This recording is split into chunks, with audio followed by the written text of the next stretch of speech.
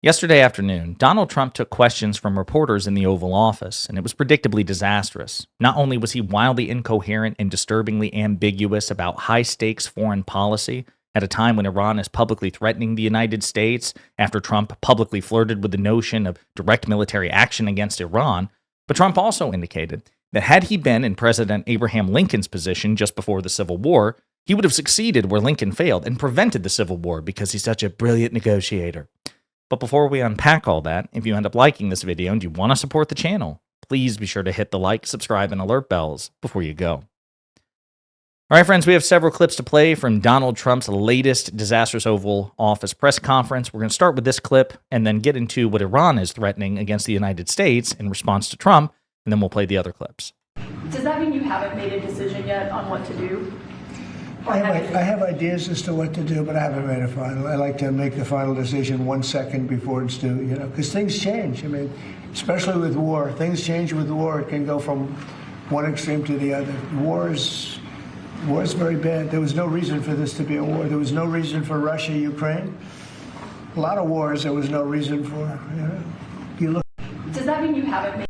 So listen, in theory, I appreciate a degree of flexibility, right? You don't want to say 10 days in advance of a major decision, I'm definitely going to make this decision come hell or high water, and there's nothing that can change it. You have to have a degree of agility and flexibility.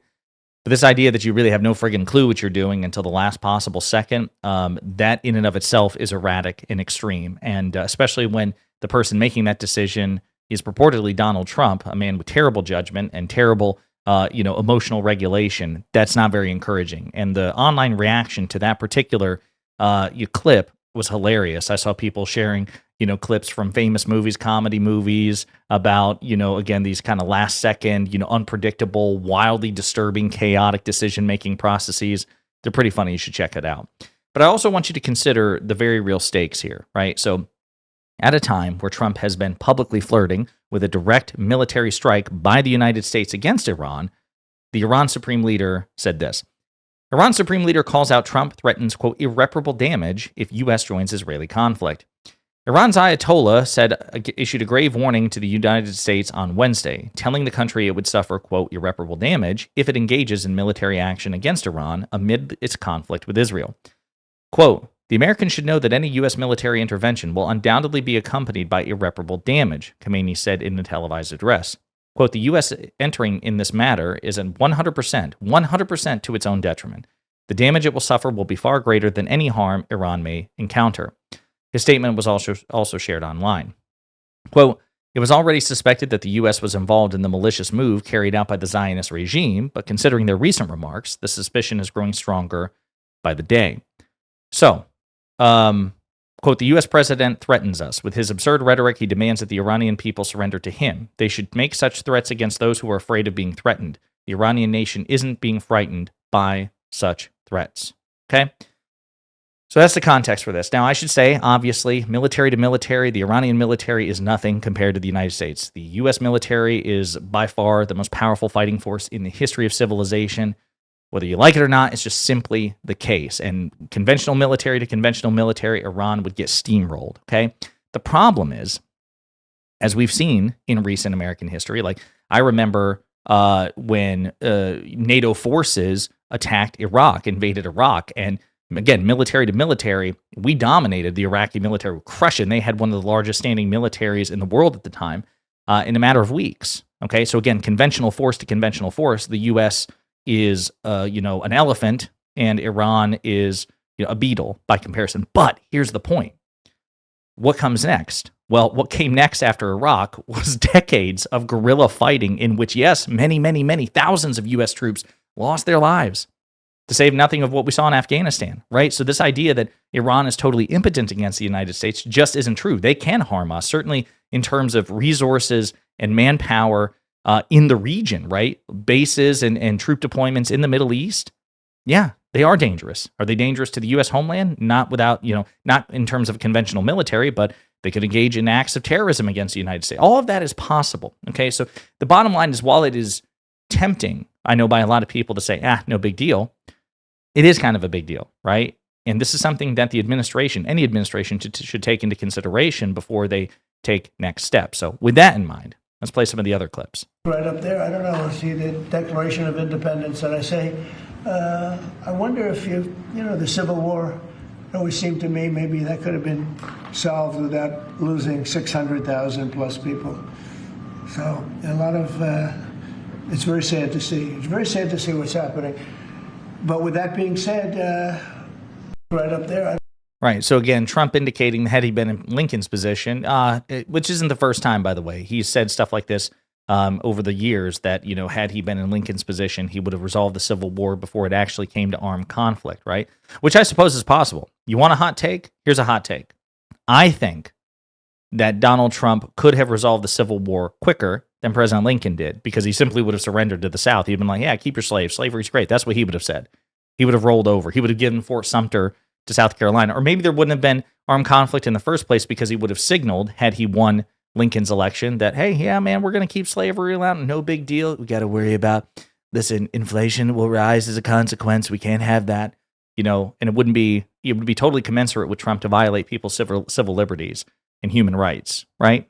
Tends to be what he does. So in that context, just simply surrendering to, the nascent Confederacy and the slavers in the South, yes, I think Trump would have done that compared to President Lincoln. I digress. Here's another clip. With Iran, what's your message to Americans both here and abroad who are not only concerned about the U.S. potentially getting involved in another conflict in the Middle East, but worry about the potential for retaliation here at home? Yeah, well, I don't want to get involved either, but I've been saying for 20 years, maybe longer, that Iran cannot have a nuclear weapon. I've been saying it for a long time.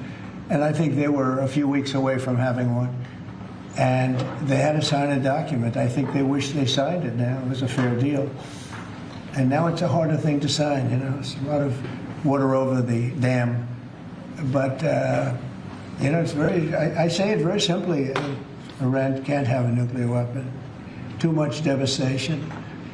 And they'd use it. I believe they'd use it. Others won't use it, but I believe they'd use it. So that's it. It's very simple as far as I'm concerned. They can't have a nuclear weapon.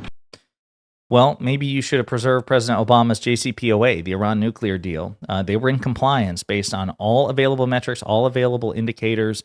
The United Nations third party that investigated Iran's compliance with Obama's deal, they certified that they were compliant. The Trump administration, actually, a month before Trump withdrew from the Iran nuclear deal in 2018, they also certified, based on all discernible evidence, that Iran was compliant with the nuclear deal. And Trump, just because he wanted to stick it to Obama and undermine President Obama's legacy, withdrew from the JCPOA. And to the extent that Iran is closer now than ever to developing nuclear weaponry, which is the subject of debate, right? I mean, there's Trump's own DNI and his own intelligence community have refuted the notion that Iran is pursuing nuclear weaponry. Again, I know that there's dispute about that, but that's coming from Trump's own administration, so he's being undercut by his own experts. The bottom line is, if he'd kept that deal, we wouldn't be in this situation. Yeah, we have the best military equipment in the world. You see that with this fight. We have planes that are undetectable, flying around like, nobody's able to see them stealth. You guys want to be stealthy tonight. You can be stealth, you'll never lose, right? But these are incredible planes and weapons. We have the best weapons in the world. That's true, but again, he just thinks that stealth jets in the United States are like Wonder Woman's invisible jet. Like that's what he thinks. He thinks that sort of thing. A couple of other clips I want to play, including this one here, which actually generated pushback by the Iranian government. They deny that this is the case, but here's Trump. Close the door on meeting with them? No. Okay, so it's still open to them coming here in your Yeah, I mean, they asked if they could come. We'll see if that happens. It's not that easy for them to come. They can't get out. They're in Iran, and in one case, the guy wanted to come so badly, but he can't get out because his bombs dropping all over the place. Have you seen? So the Iranian government came out and said that that's not true. Let's see if I can pull up the link here. Oh, man. I should have had that handy. The Iranian government, I'll find the link. I'll post it in the comments section. But the Iranian government said that that's not true. Of course, everybody here are liars, particularly Donald Trump, so who knows? But they say that they did not ask to come to the White House, right? It could be posture, but who knows?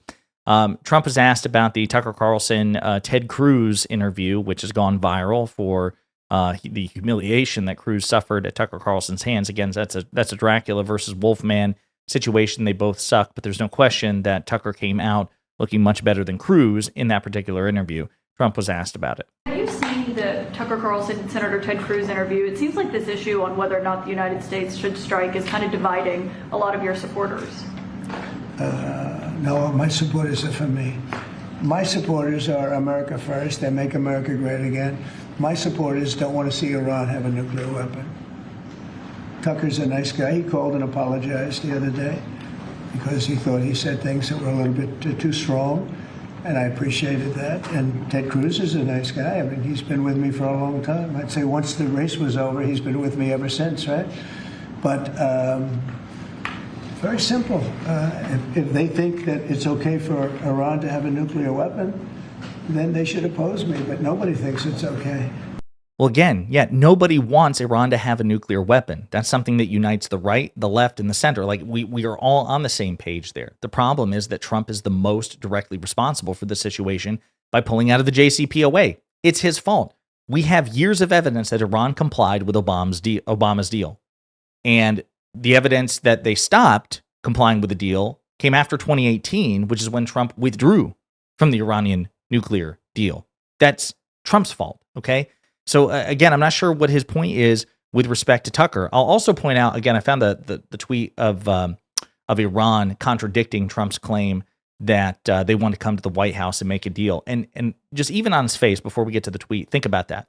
So Trump is claiming, hey, Iran, they're ready to tap out. They're ready to tap out. They're like, hey, let's come to the White House. We'll ink a deal. Mr. President, please.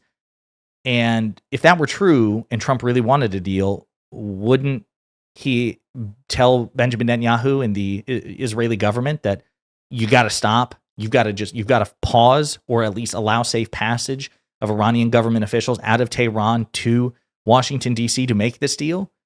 You don't think Trump would be publicly, privately putting the most maximal pressure a person could to make that deal happen? So, like, even on its face, it seemed to contradict. So, like, they want a deal. You say you want a deal, but Benjamin Netanyahu is preventing you from having a deal?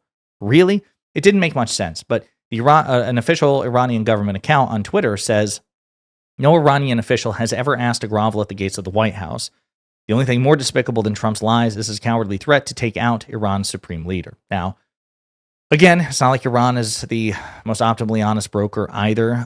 They are a far-right, religiously extreme government, and they posture and peacock under all circumstances, especially now when they're being hammered by the Israeli attack on their territory. And so they have every incentive to posture and publicly deny that as well. But you're also dealing with Trump, a pathological liar, who, again, just facially, that particular claim that they want to come to Washington, D.C., but Netanyahu's not letting them come to D.C. to make a deal, and Trump seems to be okay with that. That doesn't make a whole hell of a lot of sense either. I have one last clip for you, in which, again, this is kind of the disturbingly ambiguous part, in which, again, Trump publicly flirts with the notion of the U.S., in his words, fighting Iran. And it's interesting because I did ask Tucker, I said, well, are you okay with nuclear weapons being in the hands of Iran? And he sort of didn't like that. He didn't want to really, but he sort of didn't like that. And I said, well, if it's okay with you, then you and I do have a difference. But it's really not okay with him. Therefore, you may have to fight, and maybe it'll end, very quickly. But there's no way that you can allow, whether you have to fight or not, you can allow Iran to have a nuclear weapon, because the entire world will blow up. Again, seemingly leaving the door totally open for direct military involvement by the United States with this hot war with Iran. I don't know if he's talking about like U.S. jets, U.S. equipment, or if he's talking about boots on the ground, but he is publicly signaling that he is open to fighting Iran directly, militarily. That's where we are. So in the meantime, let me know what you think in the comments.